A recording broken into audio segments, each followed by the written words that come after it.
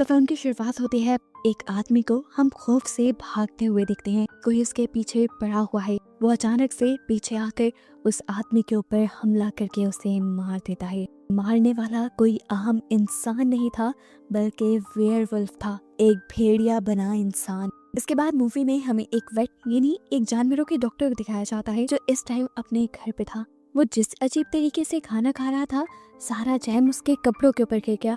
उसका बेटा भी उसकी अजीब नजरों से दिख रहा था। खैर, अपने कपड़े टिश्यू से साफ करने के बाद वो चला जाता है अपने क्लिनिक में। उसके क्लिनिक में 2 असिस्टेंट काम करते थे। विल्बर तो एनिमल्स का स्पेशलिस्ट था। वो जानवरों को जितने अच्छे से चेक कर लेता था, उतना उसे जानवरों से लगाव नहीं था। अब विल्बर बड़े ही आराम से बैठा टीवी भी देख रहा था, जहाँ पर एक न्यूज आई कि कल रात एक जानवर ने एक आदमी का मर्डर कर दिया है।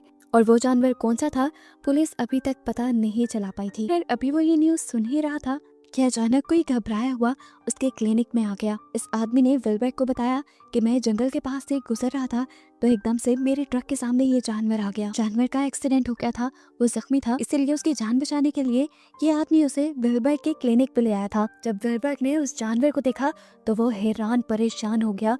ये एक बहुत बड़ा वेयरवुल्फ था। सबसे बड़ा स्ट्रेचर भी उस वुल्फ के लिए छोटा था। उसकी बॉडी में थोड़ी सी ही जान थी, और जैसे ही उसने अपना हाथ हिलाया, विल्बर की असिस्टेंट दूर जाकर गिरी। इस वेयरवुल्फ को देखकर वहाँ मौजूद सभी डॉग्स भौंकने लगे थे। उसके गले में एक लॉकेट भी था जिसपे माइकल लिखा हुआ था। अब विल्बर को इसका इलाज करने के लिए किसी की मदद चाहिए थी। वो ट्रक वाला आदमी तो मदद करने के लिए मना कर देता है, क्योंकि वो इसे संभाल नहीं सकता था। और जब दोबारा से असिस्टेंट उसके करीब आई, तो दोबारा ही असिस्टेंट को उसने दूर फेंक दिया, और गुस्से में उसने विल्बर के हाथ पे ही काट लिया। और विल्बर को काटते ही वो यहाँ पे खुद मर गया। इस वेयरवुल्फ के काटने की वजह से विल्बर भी बेहोश हो गया था। जब उसे होश आया तो उसने अपने हाथ पे पट्टी की और अपने आप को इंजेक्शन भी लगाया। ये सब करने के बाद वो घर चला गया। आज उसकी बॉडी में अजीब सनसनाहट उसे महसूस हो रही थी। वो जाकर बेड पे लेट गया। अपनी वाइफ को भी कहा कि विंडोज खोल दो। आज उसे गर्मी भी ज्यादा लग रही थी, और फिर वो जल्दी से सो गया। सुबह जब वो उठा तो उसकी बॉडी में एक अजीब सी ही एनर्जी थी। वो बहुत एक्टिव होकर उठा था, और अब वो महसूस कर रहा था कि उसकी सूंघने की भी सेंस बहुत ज्यादा तेज हो गई है। उसने जब न्यूज ऑन की तो खौफनाक खबर उसे ये मिली कि रात एक और मर्डर उसी अजीब जानवर ने कर दिया था। लेकिन ये कैसे मुमकिन था? वो तो मर चुका था। ये वाला मर्डर किसने किया था, ये अभी तक मिस्ट्री ही थी। पुलिस भी अभी तक उस जानवर का पता नहीं चला पाई थी, लेकिन वो क्लू ढूंढने की पूरी कोशिश कर रहे थे। मीडिया के लोग पुलिस ऑफिसर से सवाल करते हैं, आपको कैसे पता है कि वो जानवर ही है? क्या पता वो कोई सीरियल किलर हो किसी जानवर के भेस में। तब पुलिस वाले कहते हैं कि बॉडी की बुरी हालत ये बताती है कि उसके ऊपर किसी इंसान ने नहीं, बल्कि खूनखार जानवर ने ही हमला किया है। इसके बाद विल्बर नाश्ते के लिए बैठ गया। वो आज अपने बेटे के सीरियल्स को किसी कुत्ते की तरह सूंघ रहा था। विल्बर को सारी बातें काफी अजीब लग रही थी। अब जब वो क्लिनिक आया तो उसे दोबारा उस वेयरवुल्फ की बॉडी दिखी। वो इस वुल्फ को चेक करने लग गया, और अजीब बात थी कि उसके दांतों में फिलिंग हुई थी। इस चीज से वो काफी हैरान हो गया, क्योंकि आज तक किसी जानवर ने अपने दांत की फिलिंग नहीं करवाई होगी। विल्बर उसके मुंह में हाथ डालकर उसे चेक कर ही रहा था कि एकदम से पीछे से एक डॉग भौंक गया, और विल्बर बुरी तरह घबरा गया। जिसके बाद उसने इस वेयरवुल्फ की बॉडी को चेक करना भी बंद कर दिया। खैर, थोड़ी देर में हम देखते हैं कि विल्बर के क्लिनिक में एक कपल आता है। ये ओल्ड कपल था जो बहुत ज्यादा रो रहा था। वो विल्बर से कहते हैं कि वो जानवर, वो वुल्फ हमारा है, तुम हमें वापस दे दो। वो बॉडी की डिमांड कर रहे थे, लेकिन विल्बर ने कहा मैं ये बॉडी आपको नहीं दे सकता, क्योंकि ये पुलिस केस है और मुझे पहले पुलिस को इन्फॉर्म करना होगा। लेकिन वो लेडी रोते हुए विल्बर से रिक्वेस्ट करने लगी कि प्लीज ऐसा मत करो, हमें वो बॉडी दे दो। तो उनके रोने पर विल्बर भी मान गया, और उसने इस वेयरवुल्फ की बॉडी उन्हें ले जाने दी। वो दोनों जाते जाते उसे अपना कार्ड भी दे गए थे। विल्बर जब वापस आकर बैठा तो उसके असिस्टेंट ने उसे बताया कि उनका दूसरा असिस्टेंट अभी तक ऑफिस नहीं आ रहा। विल्बर गुस्से में उसे कॉल करता है, तो वो अभी भी बहाना करके कॉल काट देता है कि मैं तो बिजी हूँ। हालांकि वो एक मूवी देख रहा था। काफी देर काम करने के बाद विल्बर घर आ गया। वो काफी थक चुका था, इसलिए सोफे पे बैठा बैठा ही सो गया। और तभी उसकी वाइफ ने आकर उसे बताया कि ओलिवर यानी उसका बेटा उससे बहुत ज्यादा नाराज है, क्योंकि विल्बर्ट ने उससे प्रॉमिस किया था कि वो उसके कंपटीशन में जरूर जाएंगे, लेकिन विल्बर्ट ने अपना प्रॉमिस तोड़ दिया। वो अपने बेटे को मनाने जाता है, उसे मनाने की कोशिश भी करता है, लेकिन आज वो ज्यादा ही गुस्से में था, इसीलिए अपने डैड से कोई बात नहीं करता। तभी विल्बर्ट के हाथ पर खारिश होने लग जाती है। वो भी अपने कमरे से बाहर आ जाता है। उसे खारिश बिल्कुल उसी जगह पर हो रही थी जहाँ उसे वेयरवुल्फ ने काटा था। उसने पट्टी उतार कर देखी तो वो हैरान रह गया। वहाँ चोट तो क्या, चोट का निशान भी नहीं रहा था। उसने चांद की तरफ देखा। आज फुल मून था। उसकी पूरी बॉडी में खारिश होने लगी और हलचल मच गई और एकदम से दिखाया गया कि वो एक नॉर्मल इंसान से एक वेयरवुल्फ में बदल गया। वेयरवुल्फ बनकर उसे कुछ समझ नहीं आई और वो घर से बाहर चला गया। रास्ते में उसे चलते हुए अपना ही असिस्टेंट मिल गया, जिसके ऊपर उसने हमला कर दिया और उसकी बॉडी के टुकड़े टुकड़े कर दिए। खैर सुबह हो जाती है और हमें विल्बर्ट के घर की विंडो दिखाई जाती है जो खुली हुई थी और जगह जगह कीचड़ वाले पाँव के निशान थे, जिससे साबित हो रहा था कि विल्बर्ट आधी रात को वापस आया था इसी खिड़की के जरिए। लेकिन रात जितना भी कुछ हुआ था विल्बर्ट को कुछ याद नहीं था। वेयरवुल्फ से दोबारा इंसान बनने के बाद उसकी बॉडी के अंदर बहुत ही अजीब और गरीब चेंज आए थे। उसकी पर्सनालिटी टफ आइडियल पर्सनालिटी में चेंज होने लगी थी। जैसे अब वो ज्यादा खाना नहीं खाता था। उसकी आवाज में भी एक अजीब सा रोब आ गया था। उसे अब वुल्फ्स और वेयरवुल्फ्स में बहुत ज्यादा इंटरेस्ट होने लगा था। उसने पिछले मरे हुए वेयरवुल्फ यानी माइकल की पिक्चर भी अब अपने क्लिनिक में लगा दी थी।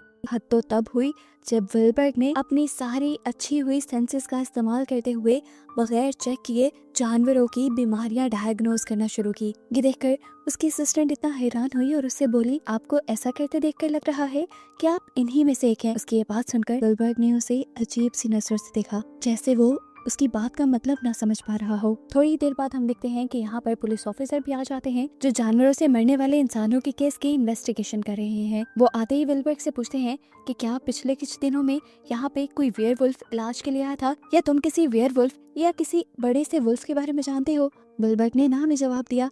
वो अपने पीछे लगातार माइकल की पिक्चर छुपा रहा था। इतनी देर में अब पुलिस ऑफिसर ने उसे शॉकिंग न्यूज ये दी कि कल रात उसका असिस्टेंट भी मारा जा चुका है। विल्बर्ट ने हैरान होकर पूछा, वो कैसे? हालांकि हमने देखा था कि उसे तो विल्बर्ट ने खुद ही मारा था, लेकिन अब सच में उसे कुछ याद नहीं था, क्योंकि जब वो इंसान बनता था तो उसकी वेयरवुल्फ वाली सारी सोचें मिट जाती थी। ऑफिसर ने विल्बर्ट को कुछ पिक्चर्स दिखाई जो उस लड़के के जिस्म के कटे हुए पार्ट्स की थी। वो बुरी तरह डर गया। ऑफिसर ने दोबारा पूछा कि यहाँ कोई बड़ा सा जानवर तो नहीं आया।